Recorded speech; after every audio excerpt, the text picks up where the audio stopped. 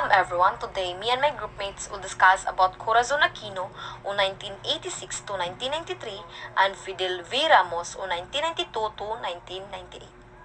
But first of all, let's talk about my assigned topic, which is the timeline of Corazon Aquino. So, a timeline of Corazon Aquino contains the key events and institutions or laws. So, have you ever wondered who is really the truth Corazon Aquino and what's the story behind nganong nagpresidente siya? So, naagi na yung rason nganong nagpresidente siya. So, first, let us know of who is the full name of Corazon Aquino. So, Corazon Aquino's full name is Maria Corazon Sumulong Cuangco Aquino, or binansagan na Tita Cori ng Pilipinas. She born on January 25, 1933 in Paniki, Tarlac. Her father was Jose Cuangco, a prominent Tarlac businessman and a former congressman. Her mother was Demetria Sumulong, a pharmacist, and also her beloved husband is Benigno Ninoy Aquino Jr., a prominent politician and outspoken critic of Ferdinand Marcos. So, naana sila yung mga anak, si Benigno Ninoy Aquino ug si Maria Corazon.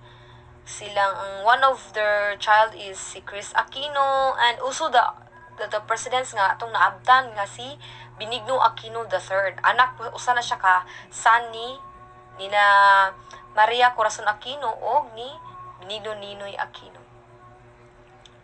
And then on August 21, 1983, iyang asawa kay gimorder o gipatay o kini mao ay nagpalihok sa kusdanang pagkontra batok sa pagmando ni Marcos. So, mao toy rason no. Ang rason maong ni takbo siya as a president si Corazon kay tungod kay katong iyang bana nga gimorder sa pamamahala ni Marcos. So, kini nga hitabo usa ka turning point sa kasaysayan sa Pilipinas. Ang pagkamatay ni Ninoy nagpasiga sa kalagot ug kadasig sa mga Pilipino aron manihinaot batok sa diktador nga si Marcos. Mao ni usa ka reason nga nagtipon-tipon ang katawhan aron ibalik kuno ang demokrasy. So next is on 1986, Lead the People Power Revolution. So kini siya kay a peaceful protest nga gi-implement ni Tita Cori during her time para si Marcos daw kay matangtang sa iyang pwesto as a president. And on February 25, 1986, she becomes first female president of the Philippines. 1987 Constitution focuses on restoring democracy and limiting presidential power. On 1988, oversees the re-implementation of local elections. And also, signs into law the Comprehensive Agrarian Reform Program, or the CARP, to distribute land to farmers. And on 1992, her presidential term ends. So, diri na natapos iyahang panunungkulan sa Pilipinas as a president. Pag 1992 siya na ends. And sa pag-August 1, 2009, kay namatay siya sa sakit nga colon cancer. So now, let's move to the laws or institutions under Aquino. During her time, Cory Aquino restored democracy and created many reforms. First one is the 1987 Constitution. So during that time is limited ra ang presidential powers, which is dili sila dapat mulapas sa boundary. And it is also restored democracy and protected human rights. The second one is Family Code of 1987. Nagprotect sa rights sa family o marriage, especially for women and children. The third one is restoration of Congress. This time, Marcos had abolished it, but Cory brought back the Senate and House of Representatives. The fourth one is the Comprehensive Agrarian Reform, or in acronym, it's CARP, on 1988. So, during that time is, si Cory kay nang gave lands to farmers to lessen land ownership inequality para equal tanan. And then, the fifth one is Commission on Human Rights, or CHR. So, kani nga institutions or laws, gihimo ni siya to safeguard people's rights and prevents abuses like during martial law. The last one but not the least is reorganize Department of Environment and Natural Resources or DENR. It strengthened environmental protection. So in that case, no, magita jud nato nga ang Cory Aquino's leadership focus on restoring democracy and protecting the rights of the people. So now let's move to the three notable scientists and researchers during the Corazon Aquino's presidential. So moving on to our scientists, first we have Discoro L. Umali, the father of Philippine plant breeding. He improved rice and corn varieties which increase harvest and help farmers. This shows how science can solve food problems and support our economy. The second one is Clara Lim Silianco, a Filipino chemist and national scientist in 1994. She researched mutagens, anti-mutagens, and toxicology. She also worked textbooks used in many chemistry courses in the Philippines.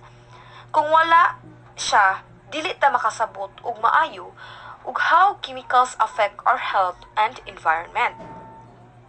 We also have Angel C. Alcala, the last one. A marine biologist, he pioneered the creation of marine protective areas or MPAS in the Philippines to preserve our coral reefs and fish species. He also received the Ramon Magsaysay Award for his conservation work. Because of him, daghan pa gyud kayo ta og marine sources nga karon nga naprotektahan. So karon humana man jud akong assigned task or topics. Ako na ning ihatag ang floor ni LG Garsula. That's all and I thank you. Economic growth is administration faced economic challenges like debt and corruption, but she responded with initiatives to mobilize foreign aid and promote local development. Programs like the Coordinating Council for the Philippines Assistance Program and the Community Employment and Development Program aim to stimulate growth and empower communities. Education and healthcare. Corazon Aquino's land reform and rural development efforts aim to empower farmers, boost productivity, and reduce poverty. While these initiatives promote social justice and improve lives, they also face challenges like implementation issues, indicate support, and unequal distribution. Despite these hurdles, the effort marked a significant step toward rural development and social equity. Agriculture. Corazon Aquino's agricultural initiatives aim to empower farmers through land reform and rural development programs. These efforts sought to give farmers more control over their land, improve their livelihoods, and promote agricultural growth, ultimately benefiting rural communities. Environment. Corazon Aquino's administration prioritized environmental protection through the new constitution, promoting ecological safety and conservation of natural resources. This move aimed to preserve the country's natural beauty and ensure a sustainable future for its people. National identity. Corazon Aquino's presidency had a profound impact. She restored democracy, empowered citizens, and fostered national unity, healing past wounds. While challenges persisted, her leadership marked a significant shift towards democracy and people's empowerment, shaping the Philippines' future. Thus establishment. In 1986, the National Science and Technology Authority was replaced by the Department of Science and Technology, establishing a cabinet-level representative for science and technology in government. During Corazon Aquino presidency, the 1987 Philippine Constitution laid a strong impact of science and technology for national department.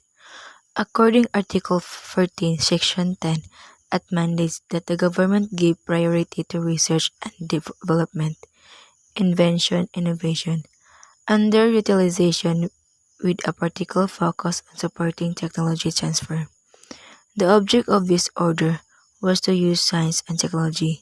The Philippine Technology Transfer Act of 2009 RA 10055 This law was inspired by the US. The Bayh-Dole Act promoted the transfer of ideas from laboratories to industry.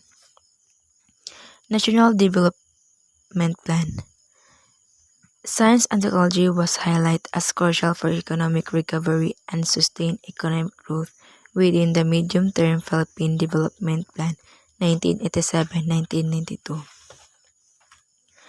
The Medium-Term Philippine Development Plan for 1987-1992, approved by President Corazon Aquino, focused on alleviating poverty, generating employment, and promoting social justice through a role-oriented labor-intensive strategy. Strength. Corazon Aquino greatest was her courage and moral leadership. She became the symbol of democracy after the People Power Revolution and restored freedom to Philippines. She showed that even someone with little political background could rise to lead a nation with sincerity and honesty. At the time when the Philippines was under the dictatorship, she bravely stepped forward even without much political background. During the People Power Revolution, inspired Filipinos to fight for the right and peacefully. Cory Aquino showed that integrity and moral values can empower a leader to unite a nation and bring about positive change. Weakness. However, her lack of political experience also became a weakness. She faced many coup attempts and her government struggled with instability and show reforms. While she was deeply respected, she sometimes found it difficult to push for strong economic and political change. So, since she had not been deeply involved in politics before becoming president, during her administration, she faced several coup attempts that threatened the stability of her government. Although she was highly respected for her honesty and moral leadership. Because of this, it was sometimes difficult for her to push through strong economic and political change that the country needed. Lesson learned. From Aquino leadership, we learned that true leadership is not just about power or experience. It's about heart and integrity. She powered that unity and the will of the people can overcome dictatorship, but at the same time, her terms remind us that a leadership also needs strong governance skills to sustain long-term progress. We learned that real leadership is not measured only by power position or political experience, but by heart integrity and genuine service to the people. Aquino leadership teaches us that moral values and people's trust can bring great changes, but lasting development requires a balance of integrity and strong governance. Fidel V. Ramos. Fidel V. Ramos was the 12th President of the Philippines from June 30, 1992 to June 30, 1998, born on March 18, 1928. He was a former general who also played a key role in removing Ferdinand Marcos from power and is credited with strengthening the Philippine economy during his presidency. Pre-presidency. Before becoming president, Ramos was a military general.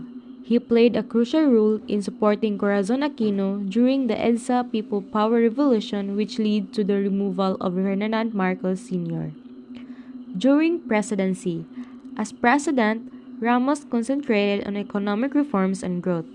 His efforts were key in stabilizing and strengthening the Philippine economy. Post-presidency. After his term, Ramos remained an influential figure in Philippine politics, continuing to contribute to the country's development, and he passed away on July 31, 2022.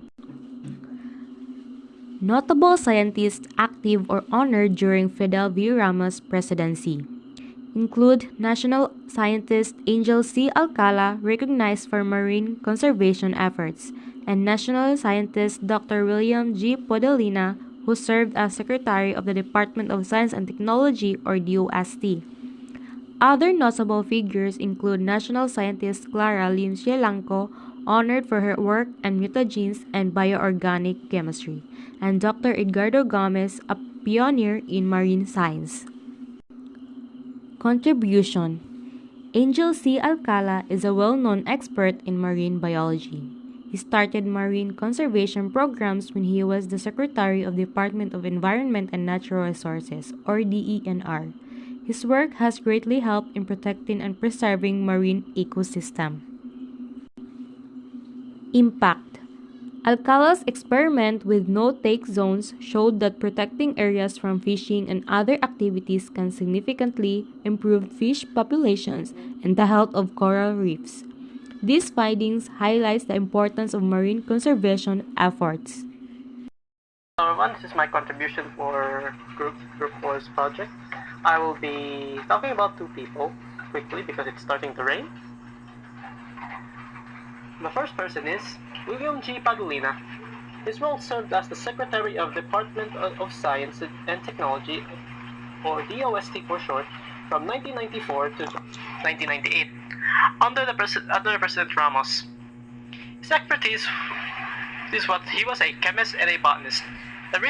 His research interests include chemistry of coconuts, medical plants, and biofuels. The next person we'll be talking about is Clara Lim Cianlanco. Her expertise she was a Filipino chemist who received the title of National Scientist in 1994. Her research includes her work on focused understanding on the mechanisms of mutagens and anti-mutagens, and their effects on the DNA. Thank you, ma'am. I will be signing off. Hello everyone, my name is Raymart Pasay and I'm reporter of Group 4. My first topic is about Edgardo D. Gomez. He is a Filipino biologist and the biggest contribution niya sa Pilipinas kay nagkandak siya study about sa coral reef damage. Ang purpose niya sa pagkandak og study para mahunong ang pagkaguba sa mga corals. After that, he was recognized as National Scientist of the Philippines. The next is technological breakthroughs. Mao ni ang panahon nga pag-unlad sa mga tawo tungod sa mga technology ug ang pagmugna sa mga health insurance sa pagsuporta ni Ramos.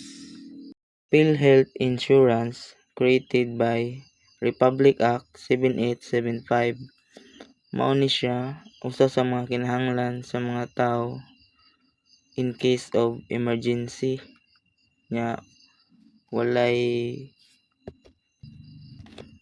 makuha nga kwarta gani kay lagi emergency. Maong importante jud kayo ang PhilHealth.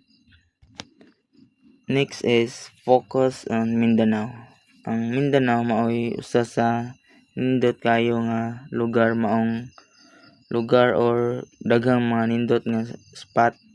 Maong daghang ang mga turista nga na-attract.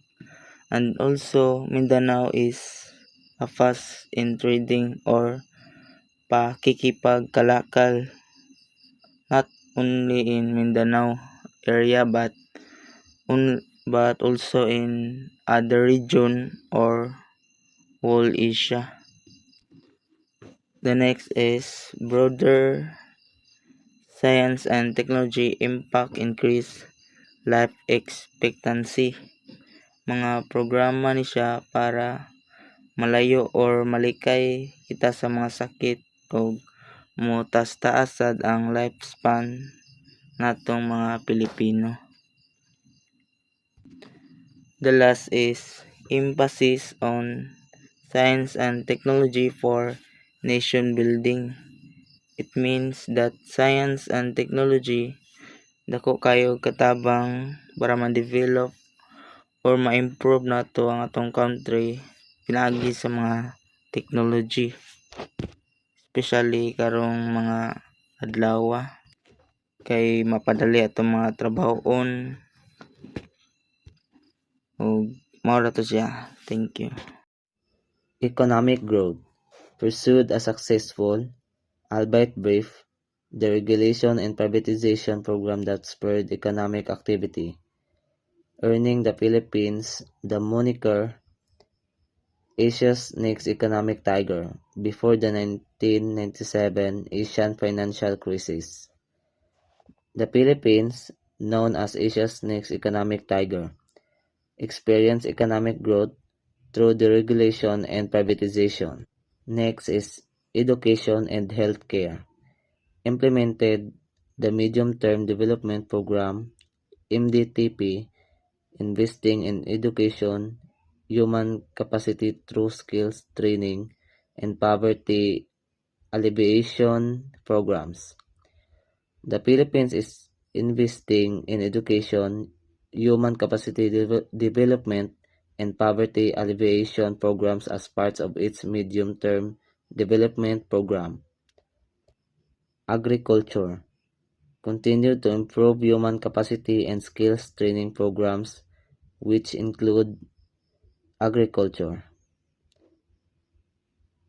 Skills training in agriculture is crucial for improving farming practices, promoting sustainable development, and ensuring food security. So, kanang environment sa time ni Fidel Ramos kay ang atong Pilipinas kay na siya mixed environmental progress or mga environmental challenges. So, daghang mga challenges nga nahitabo sa atong Pilipinas.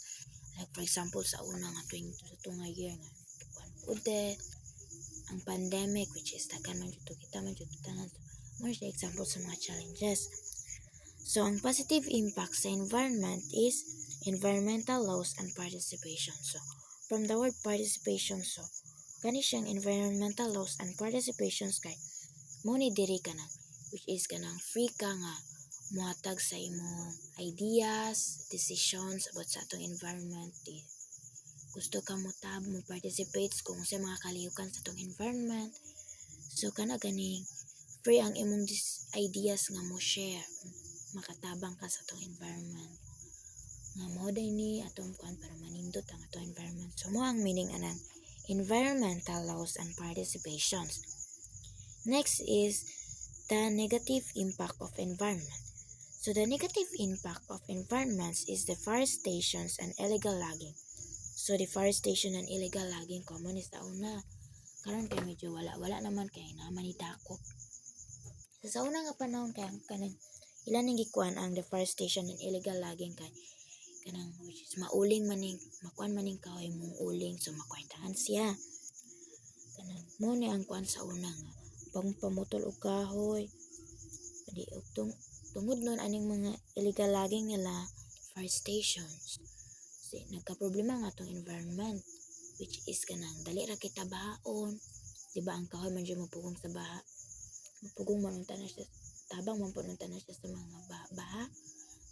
Nya saan man kay gipamutol man ang mga kahoy so dali na kitang mabahaan. Then ang kaning usapod sa kuan kay kaning kahoy di ba mo man siya mo-protect nga kuan sa karon nga sa panahon pud kod kay kanang kung wala na kahoy init naman jud kay ta. Usa man gud ang kahoy nga maghatag og kuan sa atoa. Silbi sila pamupugong gani sa kanang dili kayo mo ng grabe ang init pa kay na sila which is sa kahoy kay usa sa ma-protect sa init. So mo na siya tungod sa kaning illegal logging pamutol ang mga kahoy so nakasinati na tao mga baha mga init kayo nga panahon. So mo na siya ang deforestation and illegal logging so the negative of environment deforestation and illegal logging so muna siya ibot pasabot. Strengths. Rumors was known for his discipline, determination, and vision for progress. He pushed for economic reforms, modernization, and nation stability. Under his leadership, the country became more peaceful, and he earned respect for his focus on development and nation building. So si Fidel nailhan sa iyang discipline, determination o vision for progress. Gipakita niya nga pinaagi sa reforms o modernization mahimong mas peaceful o stable ang nasod. Weaknesses. Still, the presidency was not perfect. Some of his economic reforms benefit only certain sectors. And the Asian financial crisis at the end of his term exposed the fragility of the country's progress. Some also promises he made pila ka sectors ug naapektuhan pa sa Asian financial crisis. Lesson learned. From Ramos, we learned that progress requires vision, hard work, and stability. His leadership teaches us that modernization and reforms are possible when leaders stay disciplined and determined. But we must also remember that development must be inclusive and everyone should feel its benefits. So ang lesson learned nga makuha nato ani kay ang progress kinahanglan og hard work, discipline ug stability. Pero dapat exclusive lang ang development aron tanan makabenepisyo. Overall reflection. Aquino and Ramos showed two different phases of leadership. Aquino with her moral courage that inspired unity, and Ramos with his firm hand that pushes the country toward progress. Their terms teach us that leadership is not about perfection, but about balancing values and action. We need both heart and skill to guide a nation forward. Si Corazon Aquino ug si Fidel Ramos mao ang duha ka leaders nga dako kayo og impact sa history sa Pilipinas. Si Cory Aquino nailhan as the mother of the Philippine democracy tungod kay siya ang nagbalik sa freedom ug nag-end sa dictatorship in a peaceful way. Ang iyang leadership nagpakita og courage, faith, ug serenity sa pag-alagad sa katawhanan ug nag-remind nato nga ang tinuod nga power gikan sa unity ug trust sa people. Si Fidel V. Ramos lahi pod og style kay iyang focus kay stability ug development sa nasod. Iyang gi-strengthen ang economy, gi-promote ang peace talks ug gi-modernize ang lain-lain sectors. Tungod sa iyang discipline of vision, naka-move forward ang Philippines after sa mga challenges nga naagian.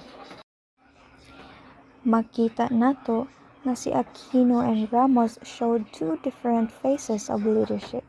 Si Aquino with her moral courage nga nag-inspire og unity, ug si Ramos with his firm leadership nga nag-push sa progress. Ang ilang terms nagtudlo nga ang leadership dili lang about perfection, kundi about balancing values og action. Aquino and Ramos have unique contributions, but both are important to the nation. They thought that leadership is not about just authority, but about service, honesty, and sacrifice, and commitment to the people and the future of our country. So that's all our reporting, and I thank you. Once again, we are the Group 4 reporters.